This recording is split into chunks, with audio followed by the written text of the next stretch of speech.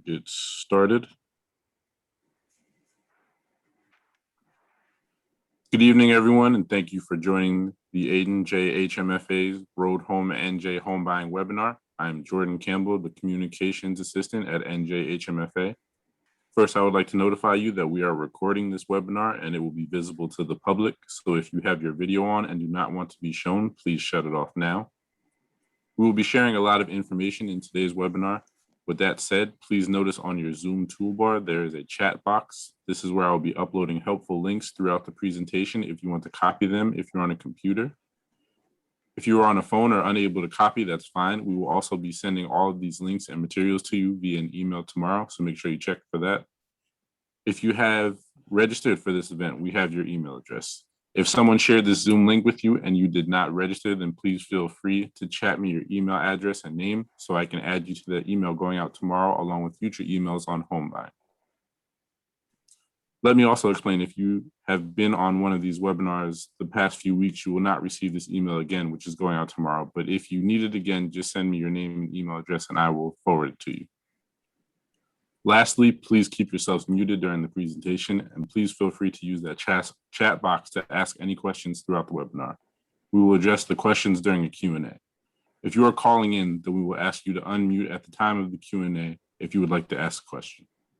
Now I would like to introduce you to our first speaker, who we call the face of our agency here at NJHMFA, Jesse Crawford, who is our Lender Outreach and Marketing Coordinator. Take it away, Jesse.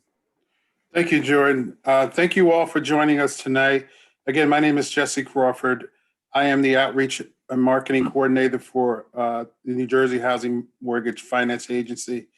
And we have a host of information to share with you today about our down payment assistance program, our low interest rate mortgages, and how that all works and how we can help you throughout this home buying process.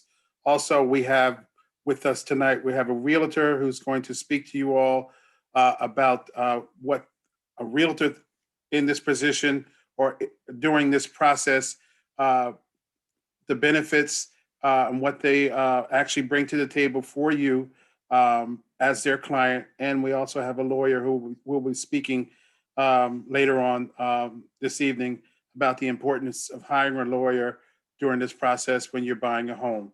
So without further ado, I'm going to share my screen. And let me minimize this.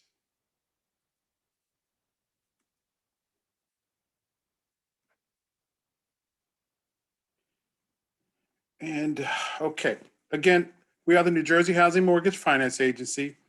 And I'd like to talk to you for about 15, 20 minutes about maximizing first-time home buyer opportunities with down payment assistance. A little bit about us. We are a housing finance agency, again known as New Jersey Housing Mortgage Finance Agency, that provides housing opportunities to New Jersey residents.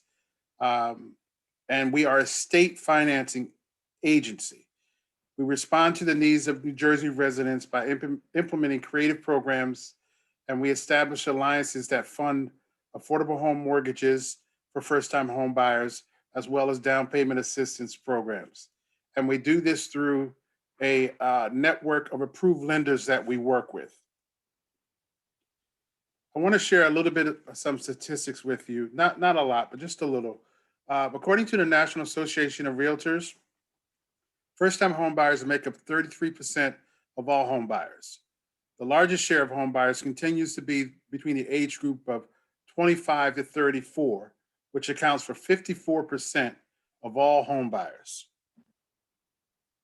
71% of all first-time home buyers were previously renting an apartment or a house. Now, there are some major roadblocks for some folks looking to purchase a home. And you could classify them as barriers, roadblocks, but these are the reasons why renters are unable to purchase. One, just not having down payment resources to cover the down payment and closing costs. Secondly, qualifying for a mortgage. the amount of debt you might be currently carrying at the time that you're looking to buy or apply for a mortgage, or even if your job is secure enough. Have you been on your job long enough to qualify for a mortgage? And in some cases, are you even able to settle down for in one place for a particular time? Because in most cases, programs require that you be in a particular place after purchase for a period of time to satisfy any requirements. And I'll get into that a little bit later. And the other issue is that we're seeing across the country, and my real estate professional will talk about this later, is not enough homes for sale, not enough inventory. Um, back in the day, it would take you. You can go out on a weekend and find a home for sale, or a month or so and find your home. Today, it's taking even longer than that. 6 months, 7 months, even. And she'll talk about that in detail. But this particular graph shows you affording the down payment. 68% said that was a major issue for them. Qualifying for a mortgage, 53%. The amount of debt that they're carrying at 50%, and job security comes in at around 39%. Now, the upfront costs for purchasing a home, including down payment and closing costs, are commonly rated by all renters as the primary obstacle to home ownership. Specifically, 9 in 10 low-income renters said that having money for down payment and closing costs was a major obstacle for them. Middle-income renters, around 72%, indicated the same challenge. And of these groups, 62% of low-income renters and 39% of middle-income renters considered having funds as a major obstacle to home ownership. And additionally, here's a snapshot of expenses that prevented folks from being able to buy or save to buy a home. Student loan debt for first-time home buyers at 56%. Credit card debt at 34%. Car loans comes in around 36%. And then you got childcare expenses, healthcare costs, and others. I'm giving you this information and these statistics to let you know that we have a solution for you to combat these roadblocks and these stumbling blocks to allow you to be able to purchase a home. And it's not outside your reach. Now, I want to talk a bit about our mortgage programs. We have two first-time homebuyer mortgage programs. One is called the first-time homebuyer mortgage, and the other is called the homeward bound mortgage. Okay, there are foundational mortgage programs that are combined with our down payment assistance program. Okay, they're both 30-year fixed rate government insured loans, meaning it's either FHA, VA, or USDA. And the interest rates for our loans are indicated, I'm not indicated, but are determined by our agency each and every day. We set the rates each and every day, and we send those rates out to our lenders by 10 a.m. each business day. Now, the first-time home buyer program, I'm going to go through it really quick. Here are the requirements. The borrower must purchase and occupy a residential property here in the state of New Jersey. You can be moving from another state to New Jersey, but you have to occupy the residential home in New Jersey as your primary residence. The borrower must qualify and meet all requirements for our first mortgage, which is originated through one of our participating lenders. And I'll talk about that a little bit later. The borrower must be a first-time home buyer. A first-time home buyer is defined as someone who has not had ownership interest in their primary residence during the previous 3 years, okay?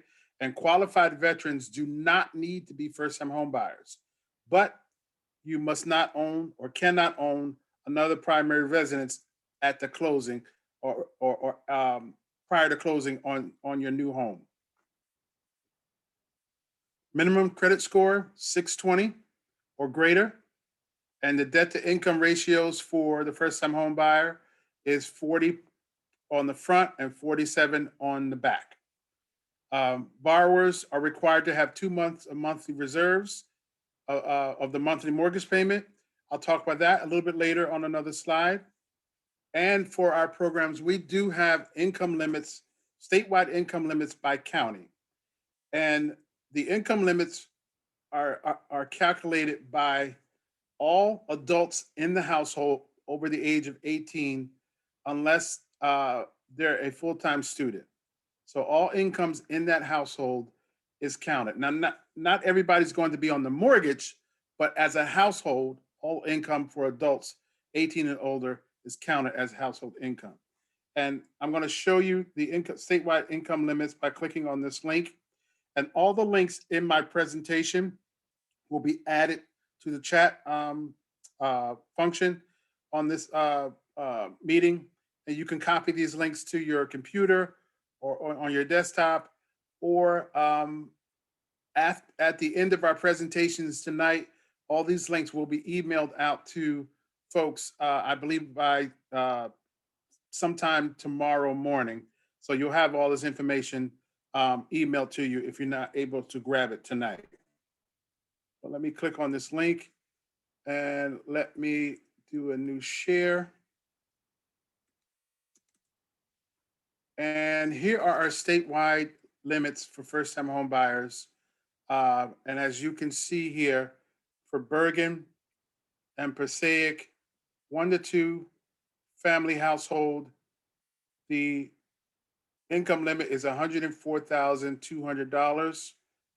3+ family household, the income limit is $119,830.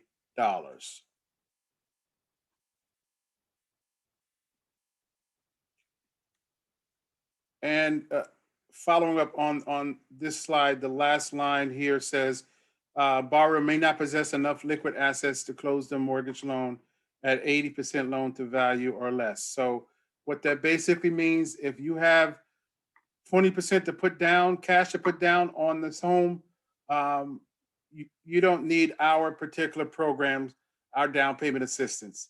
Our program is for those who need it. And if you have more than enough liquid assets to put down on the home and close the 80% loan to value or less, then you're not going to qualify for our mortgage program.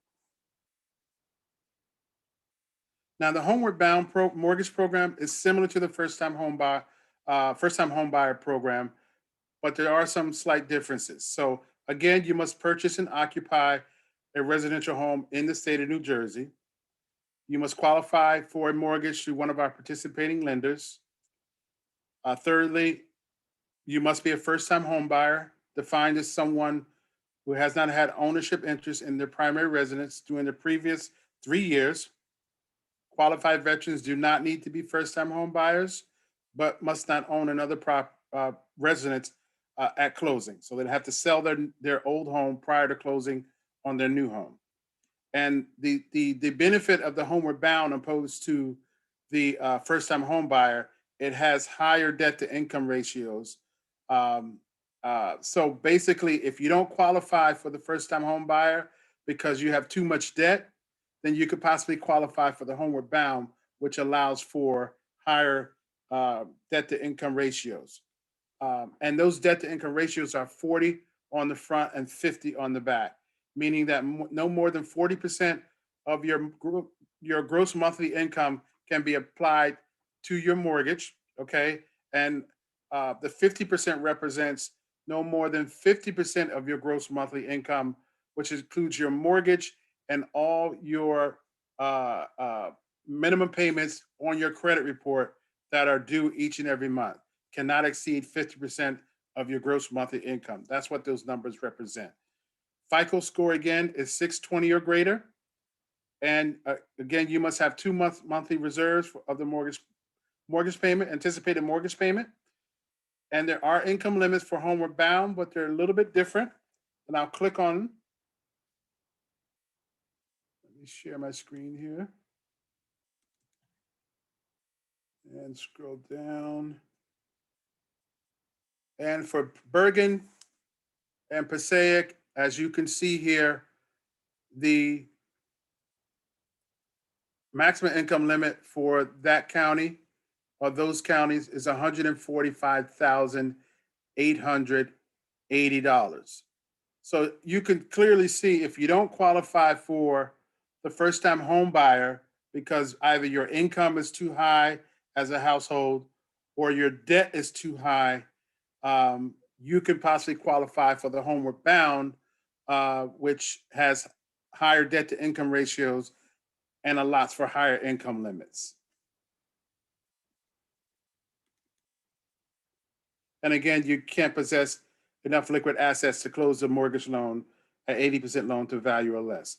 And when we say liquid assets, we're talking about cash on hand sitting in a checking account or savings account. We're not talking about retirement funds, pension, 401k, anything like that. Now, really quick, I want to talk to you about urban targeted areas.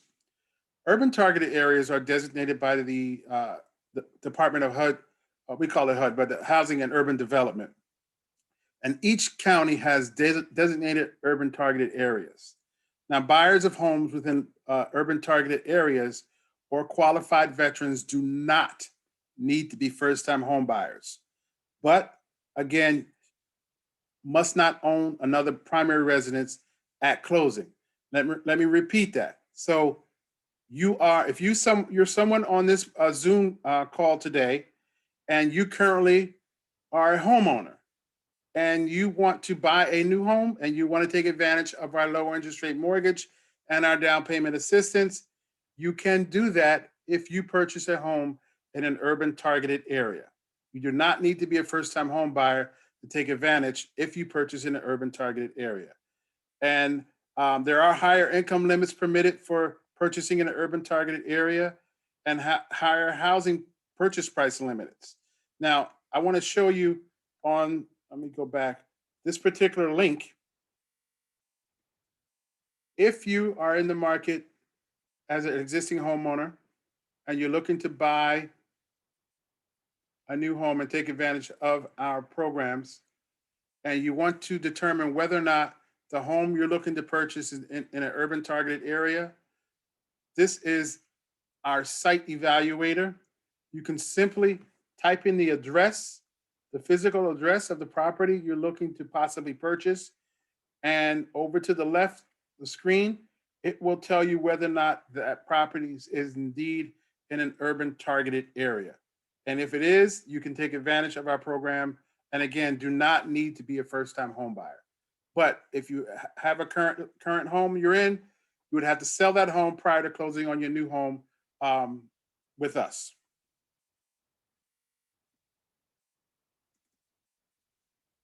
And again, all the links that I have in my presentation will be added to the chat function and emailed out to you sometime tomorrow.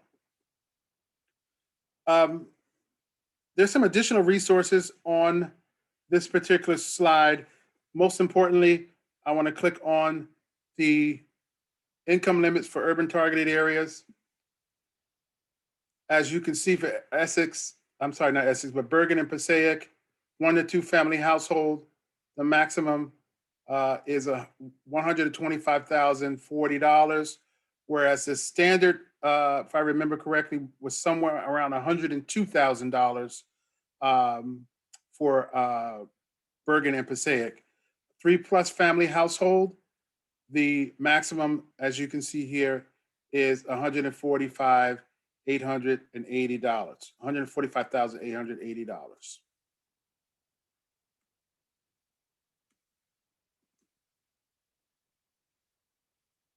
Now we have some additional resources here, downpaymentresources.com. My last part of my presentation, I'm going to talk about our down payment assistance program. But just so you know, in addition to our down payment assistance program, you can couple any other down payment resources or grants that you may receive with our down payment assistance, provided that that other entity will allow it, okay? So if you got a county grant or a township grant of some sort, and you want to couple that with our $10,000, you can certainly do that. But that entity, again, will have to approve it and will have to abide by the rules of lien positions when it comes to recording the mortgage. And the other thing on this slide, annualcreditreport.com. If you don't have a copy of your credit report, you can utilize this website to get a free copy once a year from all 3 credit bureaus. Now, this page here is a quick snapshot of both programs I just talked about. A lot of similarities, but some major differences. Again, minimum credit score, 620 for both programs. The first-time home buyer has lower income limits, whereas the Homeward Bound has higher income limits. The lower debt income ratios for the first-time home buyer program, higher debt to income ratios for the Homeward Bound. They're both 30-year fixed rate mortgages. And the first-time home buyer has a lower interest rate, which is about 2.75% today. The Homeward Bound has a higher interest rate, is 3.25%. And the reason why those rates are different is because of the higher income limits and the higher debt to income ratios for the Homeward Bound opposed to the first-time home buyer. Now, for both programs, you are required to complete a HUD-approved credit counseling course. You can go to HUD.gov and type in your general area, put in your criteria, and it will return all the counseling agencies in your area and what services they provide. You can also go to our website, njhousing.gov, click on Find a Counselor. We have a list of counselors by each and every county, but it is required. Once you complete the credit counseling course, you will receive a certificate. That certificate of completion is good for 1 year. A copy of that certificate has to be submitted with your loan package prior to closing on your mortgage. So it's a major requirement.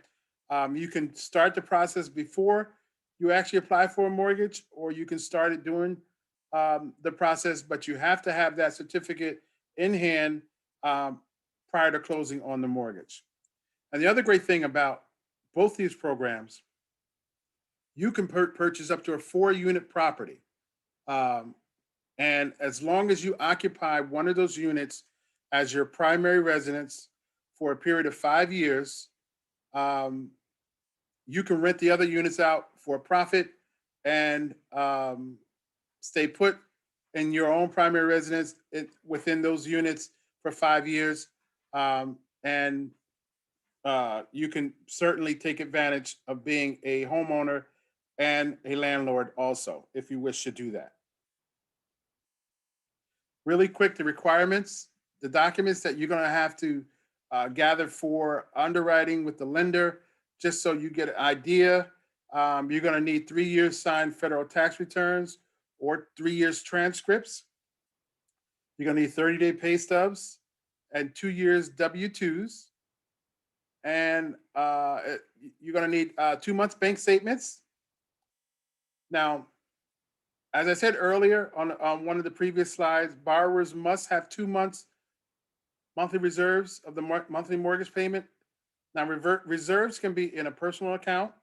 It can be a gift from family or friends or loved ones, or you can provide a statement of your 401k or pension or some other retirement fund, and that money does not need to be withdrawn. You just need to provide a statement showing you have those reserves available in case of an emergency. Also, agency loan proceeds, meaning our down payment assistance program coupled with our mortgage, cannot be used to pay down any of your debt to qualify for the mortgage. Also, borrowers in some cases get money back at closing.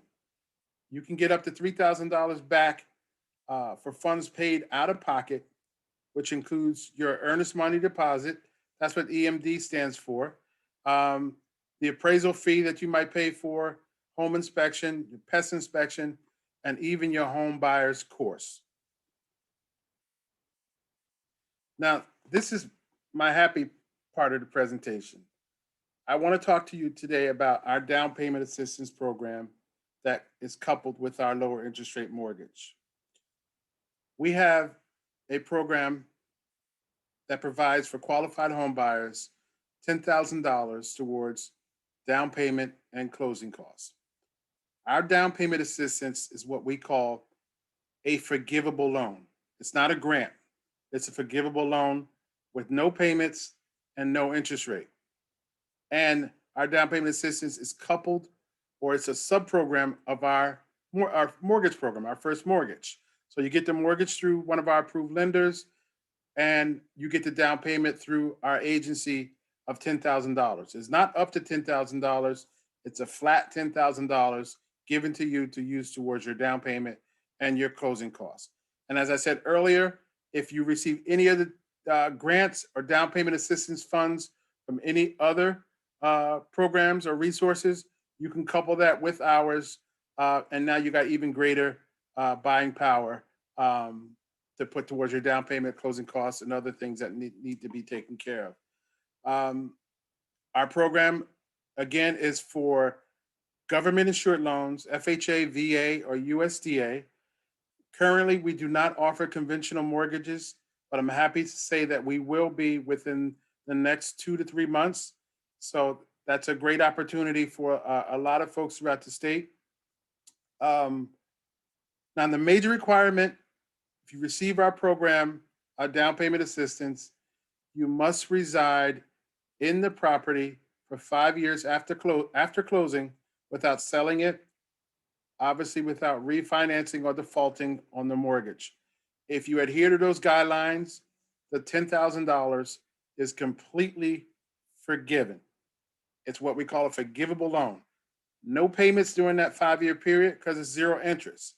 That's my definition of free money at the end of 5 years. Unfortunately, I got to state this. In the event that you utilize these funds for down payment and closing costs, and you decide that you want to refinance or cease to occupy the premises before the 5-year term is up, you're actually going to be required to pay the entire $10,000 back. It's not prorated over the 5-year period. You must stay put for 5 years. As long as you do that, you do not have to pay the $10,000 back.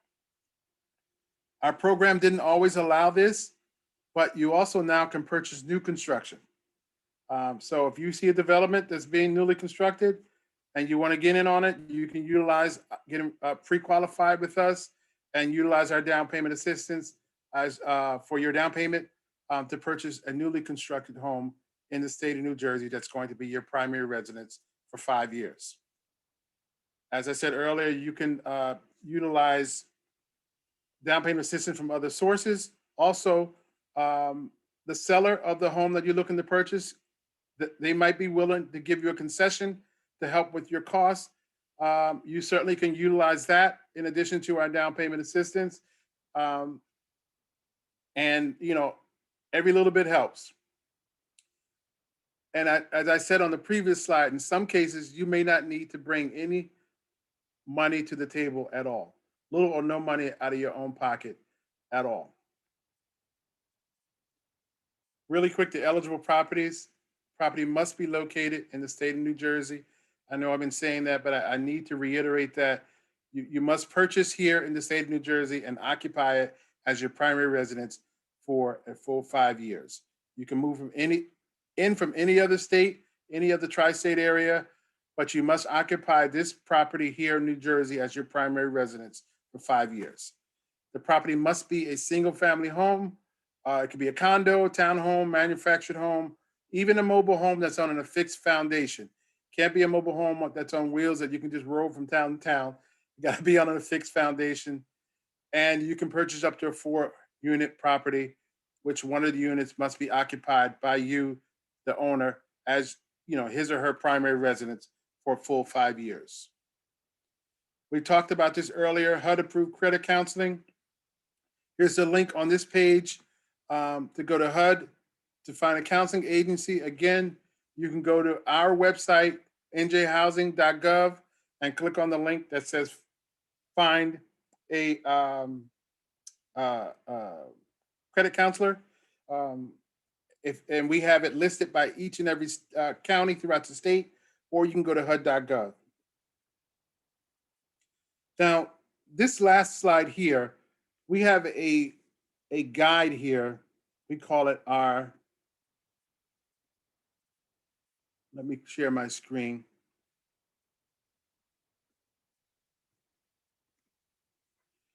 This is our first-time homebuyer guide, the Road Home New Jersey.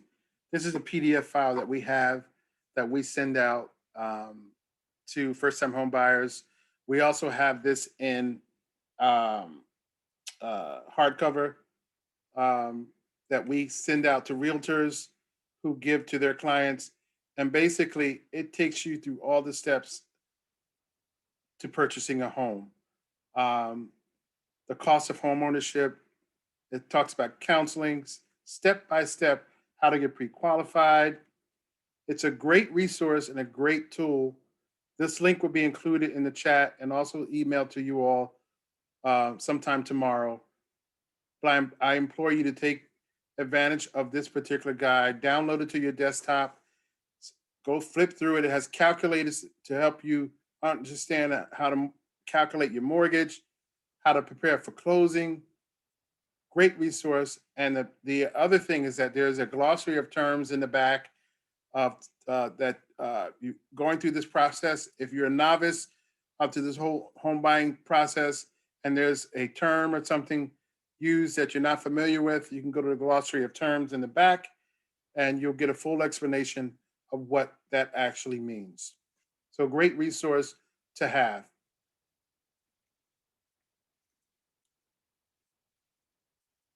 Now, if you are someone on this webinar who is currently already pre-approved for a mortgage, as I stated earlier, to utilize our program, you must use one of our approved lenders. We have about 55 approved lenders. This link here is our lender referral tool. Let me share my screen. So if you do not have a lender and you would like to apply for a mortgage and our down payment assistance, we can refer up to 3 lenders to you by you simply filling out the lender request form, putting in your email, your name, phone number, what county you like to purchase in, you know, whether you want a face-to-face or over the phone consultation or online, whether you need someone that speaks English or Spanish. And we will then return 3 of our top lenders to you to help you through this process and get you qualified for the mortgage. Now, in the event that you would like to just reach out to one of the participating lenders, we have a PDF file here, and this has all our lenders and their information. And again, if you're already approved with a lender currently, just check to see if they're on our list. If they're on our list, fine, you're good to go. If they're not, they can simply reach out to us and we can get them approved on our list within a matter of a week. And you can take advantage of our down payment assistance and low interest rate mortgage. They can simply email SF, meaning single family, lenders at njhmfa.gov, and we will reach out to them and work with them to get them on board and get them on our list. And again, that link will be included, that email link will be included in the chat and sent out to you all tomorrow. But this is the lender list that we currently have.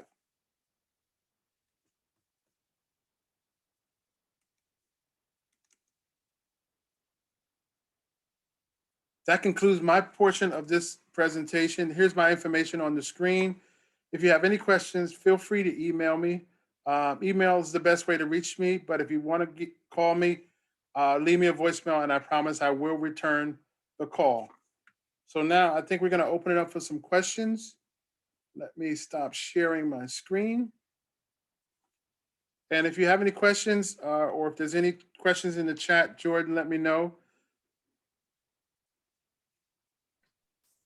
I don't think we have any in the chat, but if anybody has a question, feel free to unmute yourself and you can ask Jesse directly. Okay, we just got one question. If you move out of the house before the 5-year period, do you pay it back all at once? It would have to be paid, and usually what happens is if you move out or say you sell the house or refinance before the 5-year period is up, that $10,000 basically becomes a lien on the property and it's going to be paid from the proceeds of the house. That's typically how it works. And my real estate professional can clarify that a little bit more, but that's typically how it works. So trust me, at the end of the day, they will get their money back. But that's usually how it's done. I have another question. How does the agency get notified if you move out? Well, move out. The question is, are you selling? Are you refinancing? When you sell, refinance, there's documents involved. There's things that are verified in terms of the title and on the home. So they're going to see all that. They're going to see that. And then they're going to say, okay, if you're leaving or you're refinancing, what about this $10,000 forgivable loan? What's going to happen here? So that would have to be paid. Obviously, if you vacate the home and just default on the mortgage, which I hope no one does, that's a whole different scenario. But we don't even want to talk about that. We want to get you in a home. We want you to stay there. We want it to be affordable. And we want this $10,000 to be equity in your property after 5 years. Cash equity, $10,000 that costs you nothing over that 5-year period. All you got to do is pay your mortgage, live happily, you're good to go. I have another question. In 5 years, how do you remove the lien from the property? It will be removed automatically. We will take it off automatically. There's nothing you have to do. Okay, do you have any more questions for Jesse?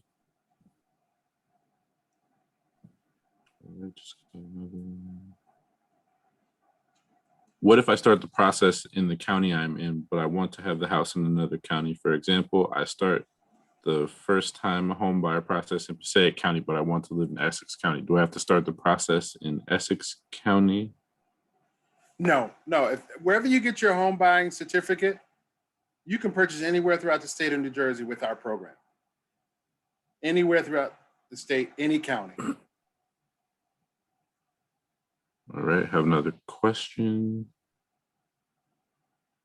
After submitting all the paperwork to the lender, approximately how long does it take to be pre-qualified? Pre-qualification can take a matter of hours. Pre-qualification is very quick. Understand that pre-qualification is basically a simple snapshot of your financials, how much money you make monthly, what your credit score is, and they can somewhat determine how much mortgage you can afford, okay? And then from there, once you get your pre-qualification, then they work towards getting you a firm approval and commitment, where they will ask for additional documents such as your bank statements and other things that I spoke of earlier. But a pre-approval, matter of hours to get a pre-approval. I have another question. If you have a Roth IRA with money in it, will you still be eligible for the $10,000? And does that money have to be a part of your paperwork? The Roth IRA, is that that's a retirement, or I'm not sure. You can unmute yourself and clarify. Yes, it's a retirement. We're not talking about retirement. We're talking about liquid assets sitting in a checking savings under the mattress, in a wall, that type of stuff. But no, we're not talking about retirement funds at all. Okay, thank you. Not ready. Believe it or not, there's some people who have money under the mattress. Right, Chiquita? Any other questions? Feel free to unmute yourself and ask your question.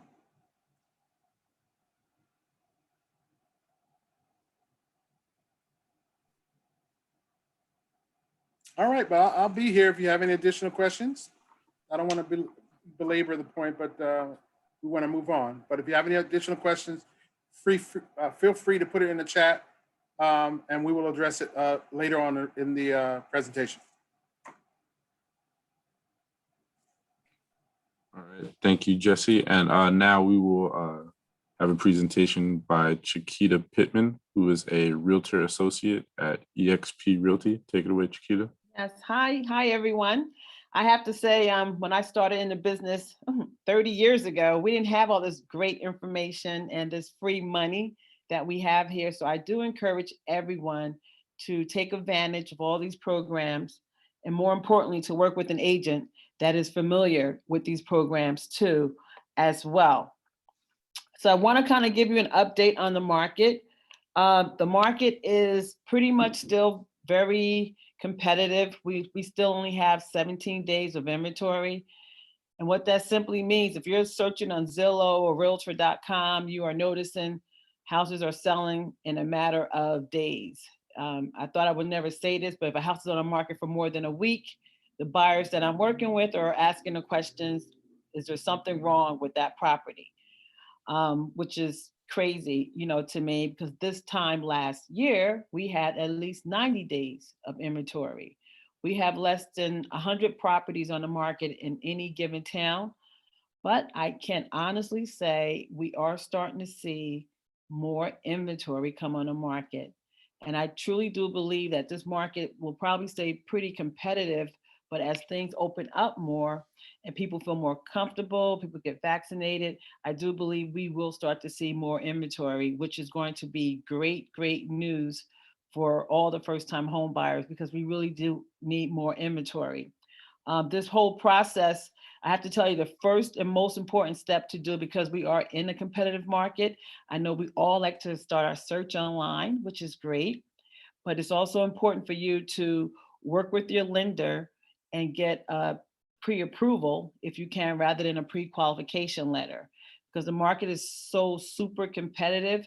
If you find something that you do like and you're competing with other offers, you want to make sure that you're working with the lender that has verified your tax returns, verify your income, because as a seller is sitting down and going over a lot of different offers with her listing agent or his listing agent, they're going to be going over all the pre-qualifications and pre-approvals of every buyer.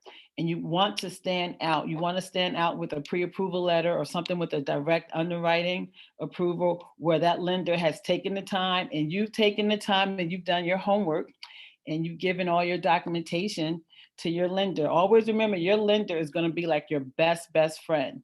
And it's so important to work with them and to get those documents in to him or her as quickly as possible.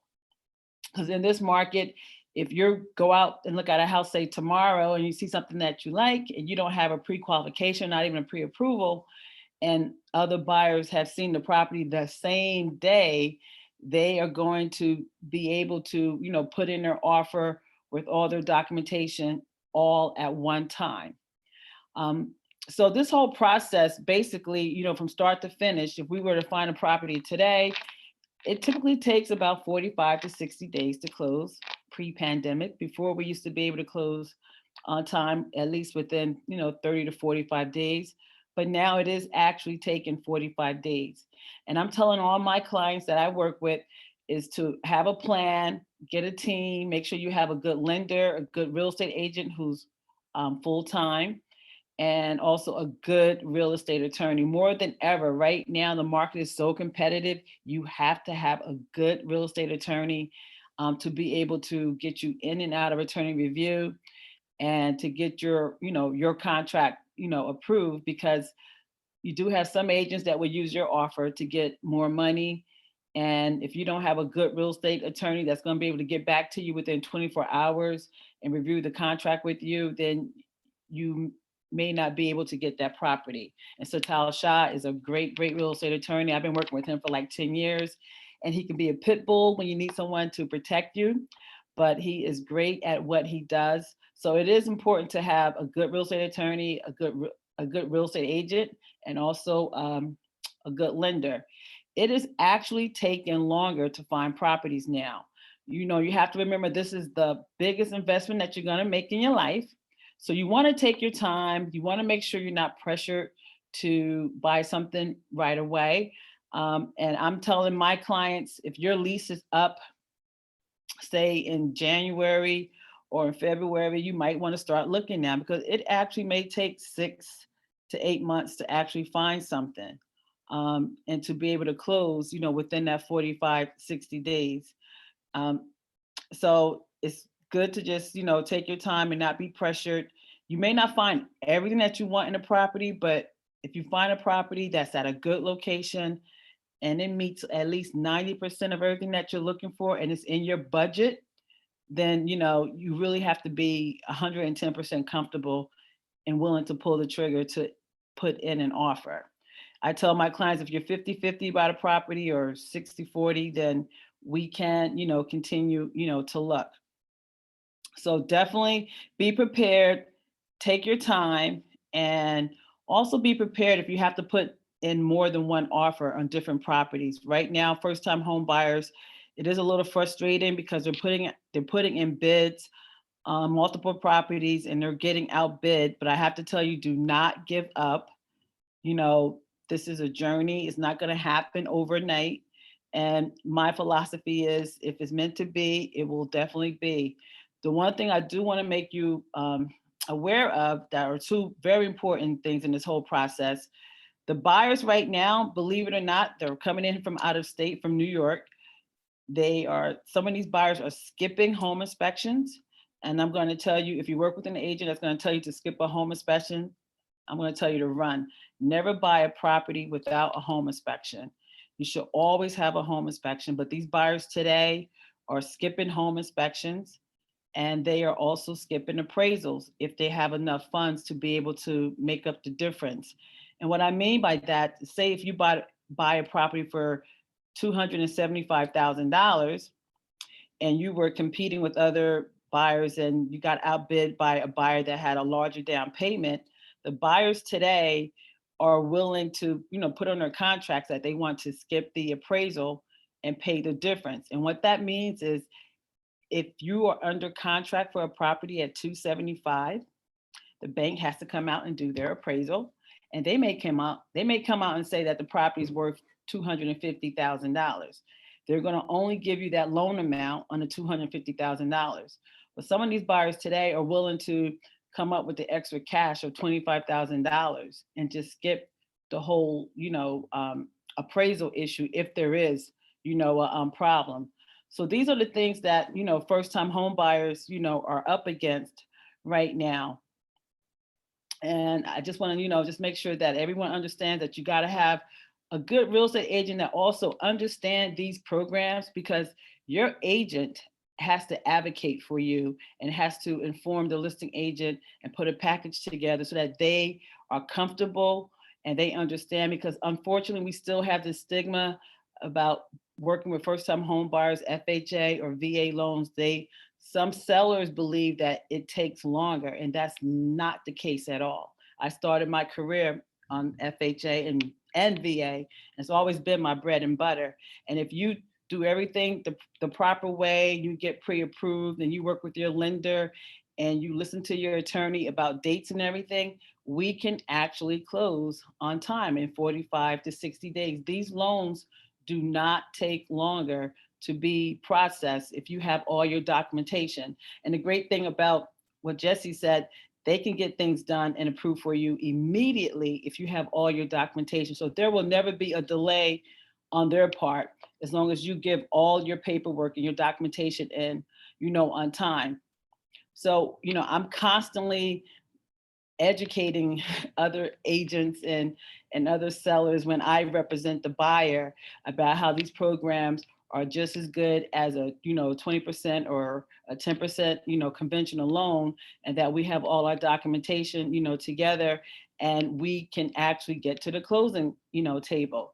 But we will have a home inspection, and we will also have an appraisal too. So I know some buyers are very comfortable doing that. Me, as a real estate agent practicing 30 years, I will never be comfortable in telling any of my clients or anyone on my team, telling our clients that they should skip a home inspection, you know, because buying and selling is very emotional. And I don't want you to get caught up in the bidding wars, you know, that's going on. If you're competing against 10 or 15 other offers, you just give your final number and you give your terms and you just stick to your guns, you know, to be honest with you.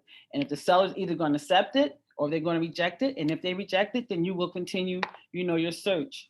But, you know, we always want to make sure that we educate all of our clients that we're working with, that we give you all the information, because at the end of the day, we don't want you to buy the money pit. We want you to be happy. We want to have the home inspection. We want to have the appraisal. We want to do everything, you know, the proper way, because my job is really to hold your hand and kind of like guide you to, and making sure that you make, you know, the right, you know, proper decisions that you're going to be, you know, happy with.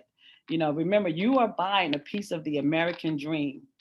And it's absolutely, this is the only way how people build wealth, how people are able to pass, you know, properties down through generations in their family. So, you know, buying a house, selling houses will always be, as far as I'm concerned, like the number one way, you know, to build wealth in your family. The other thing I want to make you aware of is that I did say that the market is kind of like slowing down just a little bit. I'm not seeing as much activity, but we are starting to see, you know, more and more properties come on the market. So you really should start your search as early as possible. And you should also talk to your landlord, or if you're renting, if you need to extend your lease, check with your lender if you can extend your lease at least month to month. But it really is good to have a plan, have a group of people that you trust and that you're willing to work with, that are going to look out for your best interests, you know, at the end of the day.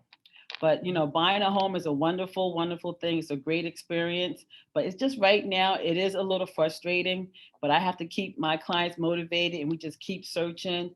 And, you know, to be honest with you, if you find the right property and we get something at a decent price. Oh, this other thing I want to say, if your budget is basically like 350 or even 275, you really should start looking at properties a little bit below that, because what's happening now is that the asking price is pretty much, you know, the starting price. So if you have a budget of 275, you really should be looking at properties like just a little less than that, like the 250 or the 260.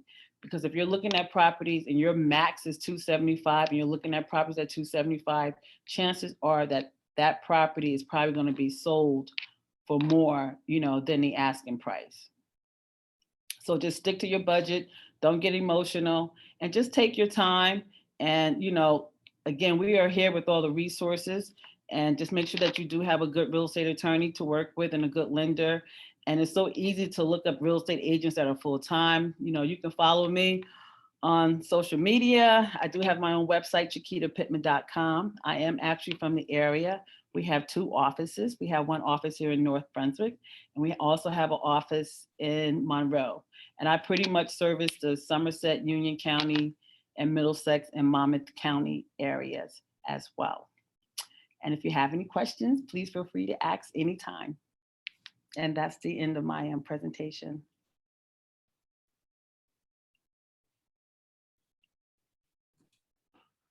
Thank you so much, Chiquita. Does anyone have any questions for Chiquita?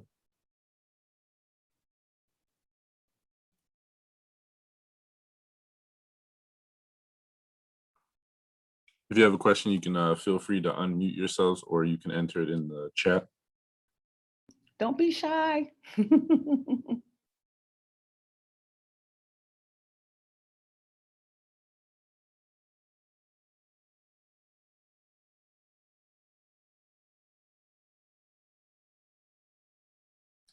We're doing good tonight.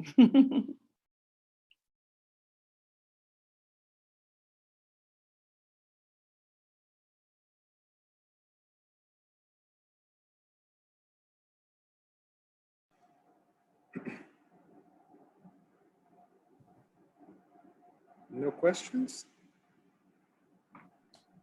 No, I guess we have everybody completely prepared for the home buying process. So I guess we're doing a good job. We are doing a good job. So you can always follow me on my website. If you have any questions, you can always reach out to me by email or text at any time. And thank you so much for the opportunity to be here. Thank you so much, Chiquita. So we would normally have a attorney on tonight's call, but I don't think he'll be able to attend this evening. Yeah, so I will include his, so he provides us with PDFs that go over the process and the importance of having an attorney for this process. So I'll include those in the chat. Besides that, does anybody have any more questions?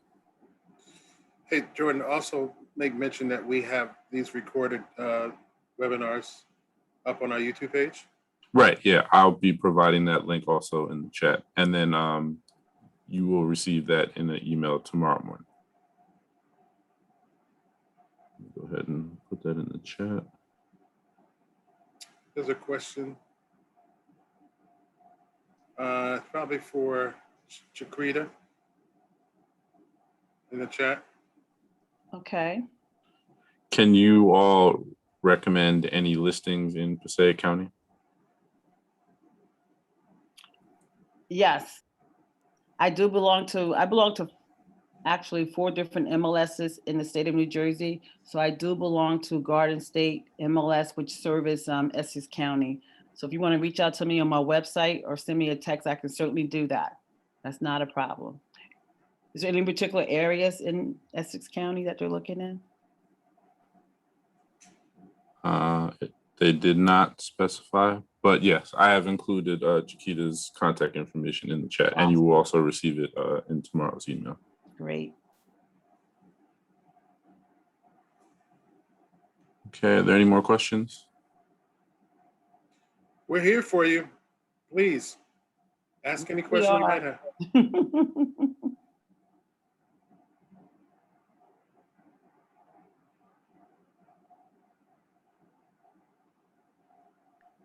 Hello, Ms. Pittman. Hi, Keisha. I'm trying to ask a question. Say if the lender gave you 150K, Mhm. right? And there's no houses for 150K in New Jersey. You're looking for like a single family, right? Or a Yes. condo?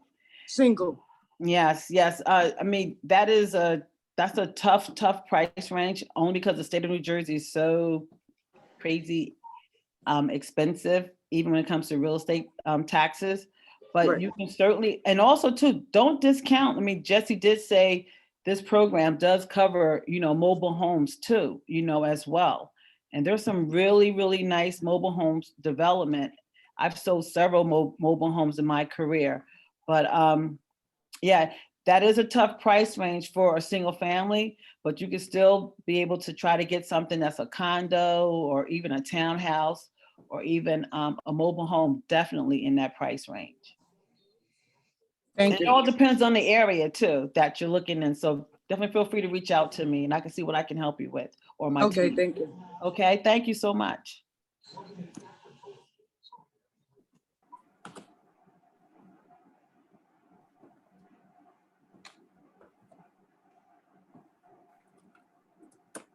Okay, and Weather. unfortunately it's looking like Satal will not be able to join us this evening, but I have included the information that he would be presenting and also his contact information in the chat.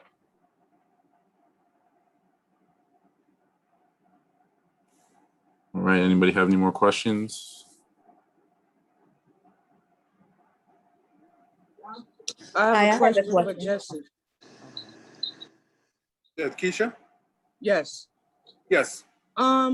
If you have a lender, can you get another lender from you guys? Are you saying you have a lender who's not one of our approved lenders? No. It would have to be one of our approved lenders in order to take advantage of our program. I don't think that lender is up there. I didn't see it. Right. So they can actually reach out to us by the link I gave SF lenders at njhmfa.gov, and we can work with them to get signed up with us. or as I tell folks all the time, if your lender is not willing to sign up with us, but you need this $10,000 for your down payment, then you just simply have to choose another lender that's on the list. Okay, At the end of the day, it's about you. right. Okay? Okay, thank you. All righty. That was a great question.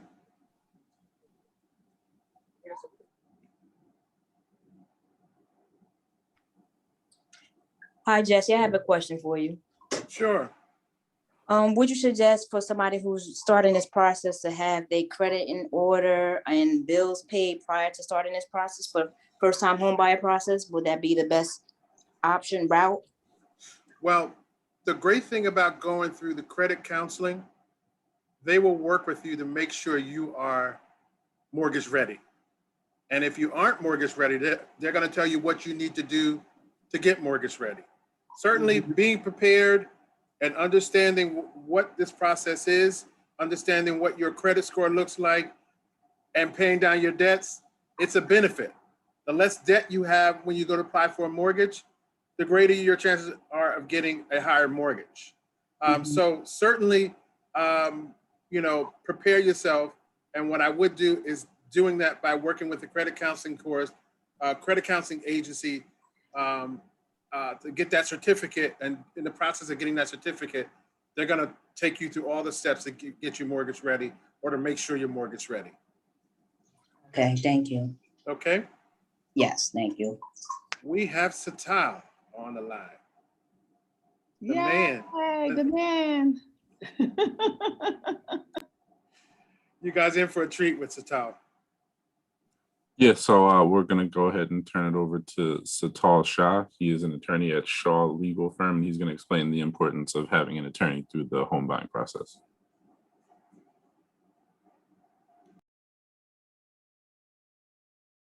Unmute yourself, You're sir. muted. You're muted, Satal. Can you hear me? Yes. Yes. Good evening, Jesse, Chiquita, Jordan, everybody out there. I'm attorney Satal Shah. Just to let you know, whenever you sign a contract in New Jersey, don't worry, there's a 3 business day attorney review.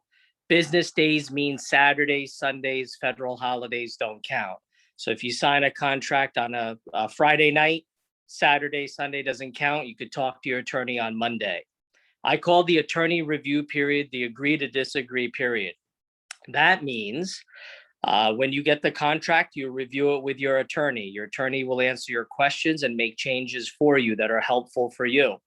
The seller's attorney will do the same thing for the seller. Once both sides agree to disagree and accept both changes on both sides, you will sign off and the seller will sign off on the changes. That means attorney review is concluded. If I can tell you anything out there today, a practical advice, not legal advice, the market seems to be very hot. Everything is flying off the shelves and you have to move quickly. If you do like a house, he or she that finishes attorney review wins the game. That means faster you review the contract, faster you agree to the changes, faster you sign off, the house is yours. If you take long in attorney review and allow the sellers to obtain other offers for more money, you're out of the game. So you want to finish attorney review quickly if you really like the house.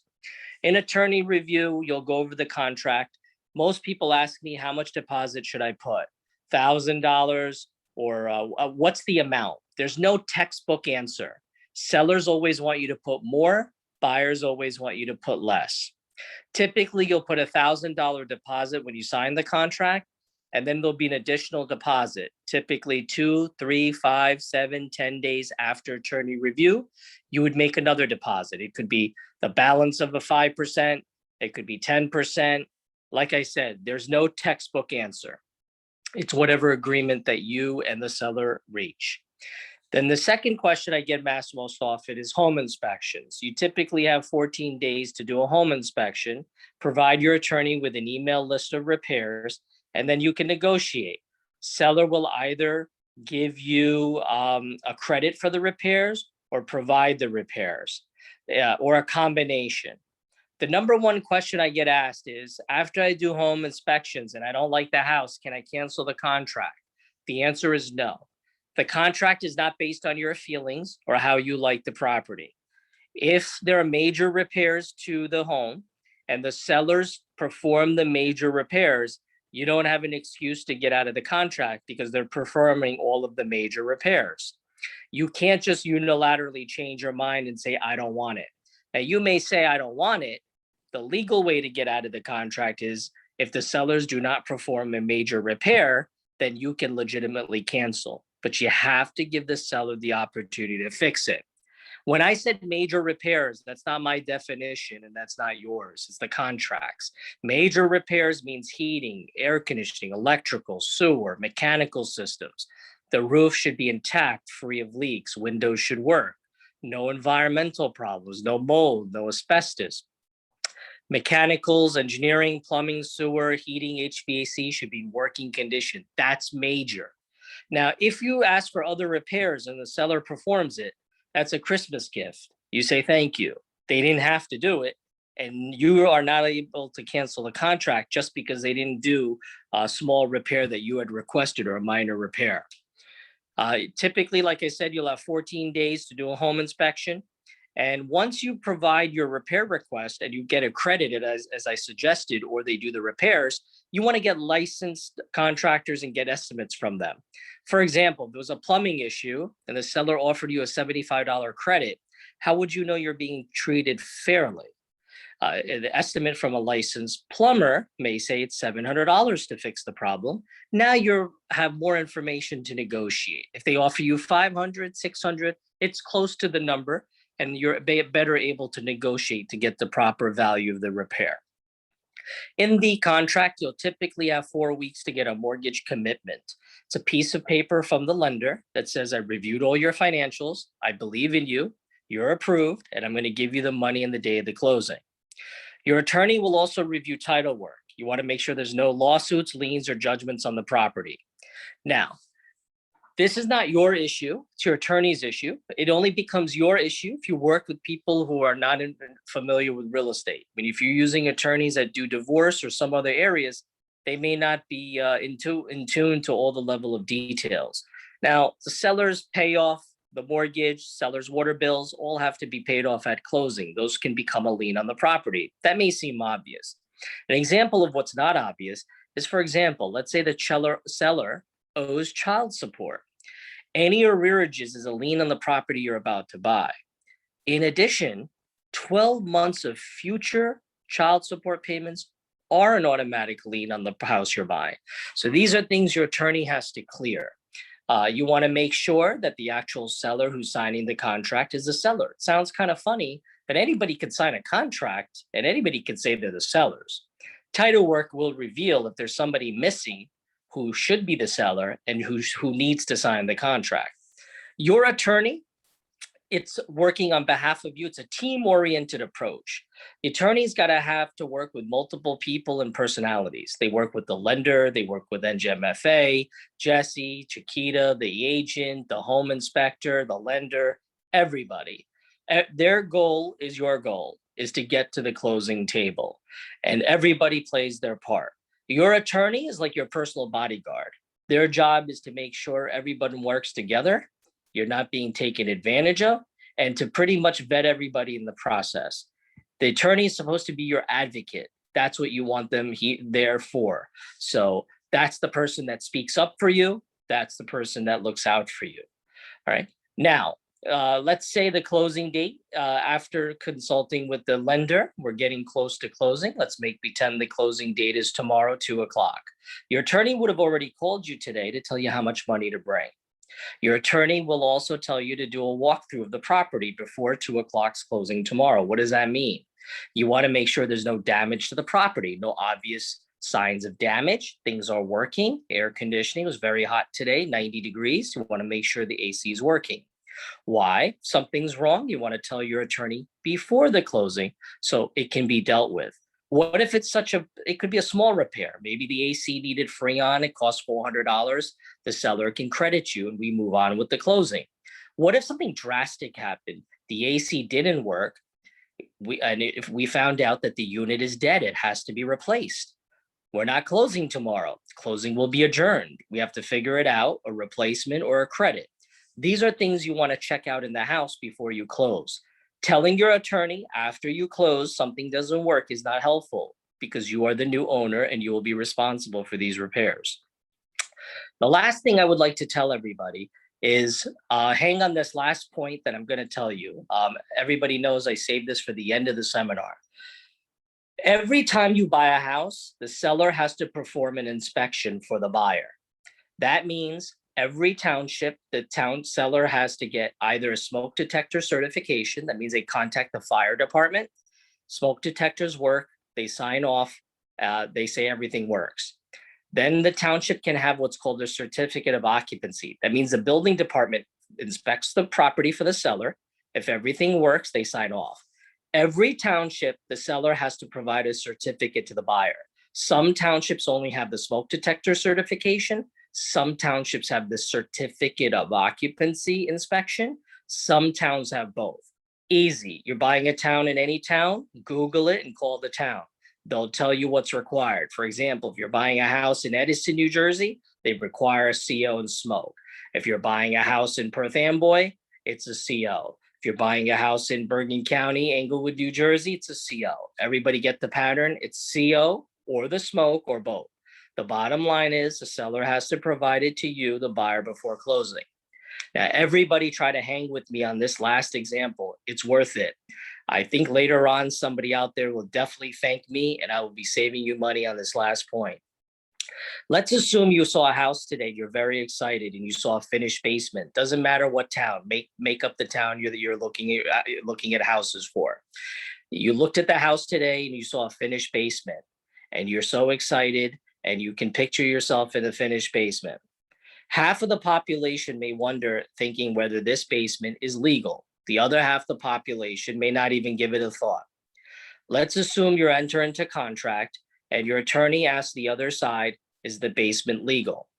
The other side says, I'll provide you with the only certificate the township requires. So let's make pretend in my example, the township only requires a smoke detector and carbon monoxide certification, nothing else. Their attorney provides your attorney with this certificate. This is what separates everyone among attorneys. Your attorney has two choices. They can accept this certificate, move on, and I don't blame anybody out there. You rely on your attorney and you move on. Or your attorney can say, this certificate is not enough. I need a closed out permit. That means permission from the township that the basement was done legally and it was signed off by the township. Let's assume, number one, your attorney accepted the smoke detector certificate and didn't ask anything more. That would be a mistake. Let's assume you closed. You will not find out this mistake until later on when you sell. Let's assume the new buyer who's buying your house now, 3 years later, likes the finished basement, likes your front flat screen TV on the wall, makes an offer. Except this buyer now says, I would like to see the proof that the basement was legal. You provide the smoke detector certification from your closing, which is what you received, to the other side. Except this buyer, as many buyers are much smarter than you. Don't take offense. Millions of people are smarter than us. Now they say to you, the smoke detector certificate is not enough. I want to see the permit. And you say to yourself, permit, what is he talking about? The only certificate I got from my attorney was a carbon monoxide and smoke. That's what the township requires. The buyer makes a call to the township and they find out there's no records for a finished basement. That means a basement was done illegally, even though the current seller is enjoying the basement. The buyer will ask you to legitimize the basement. You may have to then get proper certifications, like maybe an electrical certification, a plumbing certification. Sometimes I've seen architectural drawings, and legal fees are mad expensive. That means very expensive. Now, you will argue, why should I do this? I didn't create the basement. It was done before I bought the house. I don't need to do anything. That's fine, but that logic will only work in third grade. It will not work today. At your cost, you'll be very aggravated in spending the money to legitimize a basement that you didn't create. How can you solve this problem? I save it for the end. It's against my financial interest to share this information with you because I make a very good living helping others solve these problems. And I mean a very good living. There's two ways to solve this problem. One is to file an Open Records Public Act request. That's Open Records Public Act request. It's a free form. You can go online, complete it. You can go to code enforcement in any township. Once you complete this form, it's free. By law, in 10 days, the township has to provide you with information they have on your property you're buying. That doesn't mean the township has anything, but whatever they have to share it with you. Now, and it doesn't cost any money, and you don't have to be the seller to fill out this form. It can be anybody. Why is this helpful? If the seller said to you, I got a brand new windows, brand new roof, brand new hot water tank, brand new heater, and you file the Open Records Public Act and the township says there's no permits for these new things, you learned something today from me in this seminar. You've learned that there's no permission for these new things. That means on your watch, you have to tell the buyer, the seller, to correct these problems before you close. Why? Because it becomes your problem after you close. So you want to make sure, so you become a detective. Your home inspector may alert you to problems. And then if you call the township and find out there's no permits, you want the seller to take care of it. I would do one last thing. I would always call code enforcement the old-fashioned way, actually use a telephone, not a text, and call them up and ask code enforcement one question. Are there any open permits? Listen to the answer. If they say anything is open, you want to close it out and you want to tell the seller to close it out. Because again, anything you do before closing, you want to put on the seller so they do it. After the closing, it becomes your responsibility. Again, that's the Open Records Public Act. Again, I'm Satal J. Shah in Edison, New Jersey. I'd like everyone out there to know a couple of things. One is we assist clients in all 26 counties in New Jersey. We have associates and we'll travel to do the closing for you to where you're at. So location is not an issue. Second, please visit my website, shahlegal.com. That's SHAHLEGAL.com. There's a brochure on my website, Attorney Shah's Guide to Buying Your First Home. I get a lot of good feedback on this brochure. We had more than 6.4 million web hits on this. It's been mentioned on national TV shows and several news outlets. Please download it and maybe it may be helpful to you out there. If you have any questions, email me, give me a call, let them know you're from the seminar, and we'll get back to you. And the last thing is, you could also visit us on Instagram at Shah, S-H-A-H, legal, L-E-G-A-L _C-O-M. That's Shah, S-H-A-H, legal, L-E-G-A-L _C-O-M.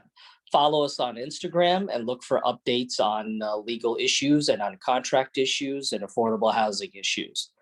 I want to thank everybody for listening out there. God bless everybody. And again, thank you for listening. And I know Jordan has sent materials on that Attorney Shah's Guide to Buying Your Home. I believe he has them in English and Spanish. Again, thank you and good night. All right, we have a question. Would you recommend an earnest money deposit on a home you are interested in? Yes, because the seller will generally not allow you to move forward without putting any earnest monies deposits down, generally speaking. If you get somebody to sign a contract with putting no money down, please, fill out a lottery ticket the same day. But typically the seller will require you to put money down. All right, thank you, Satal. Do we have any more questions?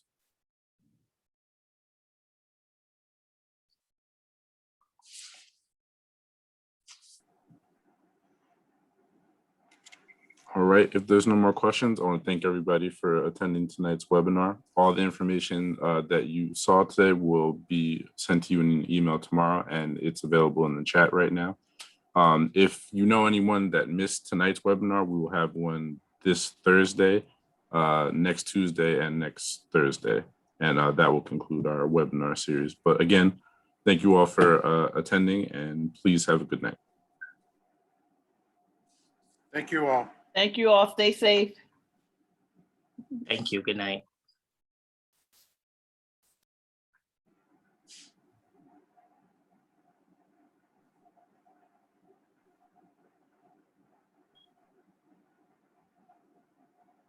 Thanks, Tom. Yeah, thank you. Thank you. Take care. Take You care got now. it. Good night, guys. Bye-bye.